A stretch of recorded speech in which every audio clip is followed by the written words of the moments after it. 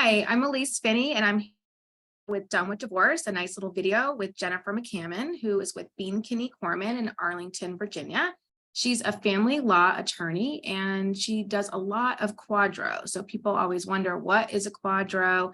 I don't know what that means. And I will tell you, it is called a qualified domestic relations order. And it's something that you need. It's a legal document that you need when you are dividing up any type of qualified plan, such as a 401k. And there's some other nuances in there, but we're not going to get into that today. But one question, first of all, I'll say, hi, Jennifer, how are you? Hi, thanks for having me. Absolutely. The reason why I wanted to bring Jennifer on today and ask her this specific question, so people kind of understand why or where the motivation comes from, why we want to divide these accounts as soon as possible after a divorce decree is complete. So the question here is, can you just identify some of the liabilities that result in delaying the process and how you can minimize these risks?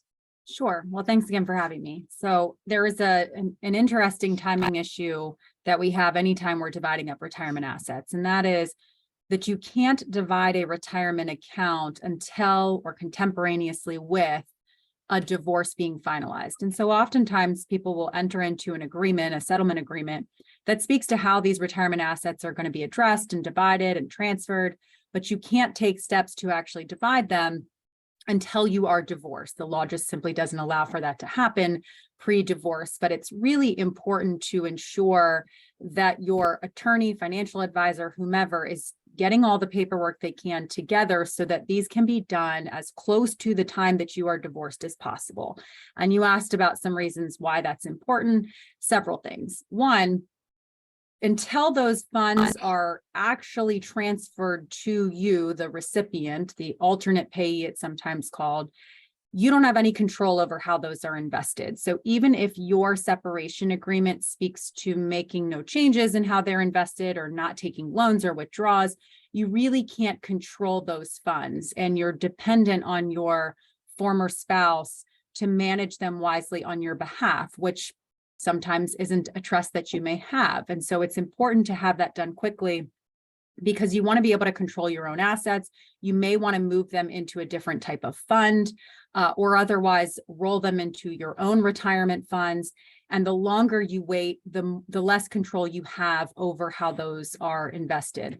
There are also some very significant possibilities that could happen, like one person could die before those assets are actually divided. And while a lot of quadros, and if your attorney is doing his or her job, a lot of agreements will speak to what happens should one party predecease the other or before they are divided, it's still a bit of a mess. You don't want to get into an issue where you are fighting with your estate is fighting with the other party about what's to happen with certain retirement assets. And so until they are actually transferred into your name, which is what the quadro does, there's the possibility, the potential that if you were to predecease your spouse before those funds are transferred to you, now you have somebody else coming in and trying to sort of clean up that mess. And it's just a mess you don't want to leave to someone else. It's good planning to have it all into your name. Those are two of the biggest reasons, but there are also costs, just basic costs that you incur by waiting a long time to actually make the division. One of those is that most often the court will close out your file. So once you're divorced, the court closes that file.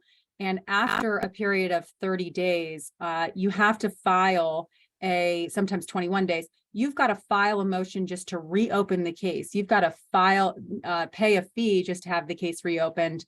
There's no reason that you should have to do that when these retirement assets can be divided much sooner. And the other piece of it is you're going to have to pay that attorney to draft the orders when they haven't really thought about the case for a while, and they're going to have to get themselves back up to speed in terms of how this order is to be done. You're going to have to seek out your ex-spouse's attorney who may or may not be paying any attention to things. And there's just a significant cost that comes with that, a cost that you don't really want to incur. And you want to be able to anticipate all of that at the same time. So it's really important to remind whomever you're working with to have those ducks in a row so that they can all be done at the exact same time that the divorce is finalized. Right. that you shed a lot of light on this subject today, and I really appreciate your time. Thank you, Jennifer. Thanks.